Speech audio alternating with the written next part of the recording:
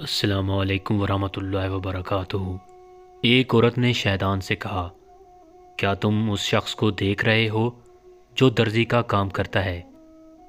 کیا تم اسے اپنی بیوی کو طلاق دینے کے لیے آمادہ کر سکتے ہو؟ شیطان نے کہا، ہاں، یہ کون سا مشکل کام ہے، میں اسے آمادہ کر لوں گا۔ تو شیطان درزی کے پاس گیا اور اسے مختلف سمتوں سے ورغلایا، لیکن درزی اپنی بیوی سے بے حد پیار کرتا تھا، لہٰذا وہ شیطان کی باتوں میں نہیں آیا اور اس نے اپنی بیوی کو طلاق دینے کے بارے میں سوچا تک نہیں۔ شیطان واپس آیا اور اس نے عورت کے سامنے ہار مان لی۔ عورت نے کہا، اب دیکھو کیا ہوتا ہے۔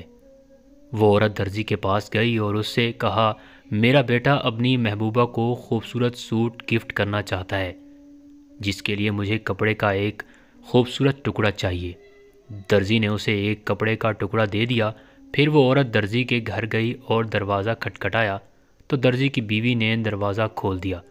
تو عورت نے اس سے کہا کہ میں آپ کے گھر میں حاجت کے لیے آنا چاہتی ہوں۔ تو درزی کی بیگم نے اس سے کہا، آ جاؤ۔ درزی کی بیوی باورچی خانے میں چیزیں لینے گئی تو اس عورت نے وہ کپڑے کا ٹکڑا دروازے کے پیچھے رکھا اور باہر نکل آئی۔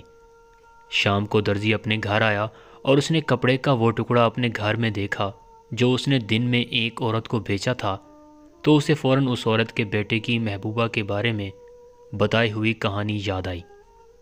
اسے اپنے بیوی کی بے وفائی پر شدید غصہ آیا اور اس نے اپنی بیوی سے بد کلامی کی اور بعد ازاں اس نے اپنی بیوی کو گھر سے نکال دیا۔ شیطان کو واقعہ معلوم ہوا تو اس نے عورت سے کہا، تم کیسی عورت ہو؟ عورت تو معصوم ہوتی ہے، تم تو مجھ سے بھی زیادہ شر دماغ رکھتی ہو۔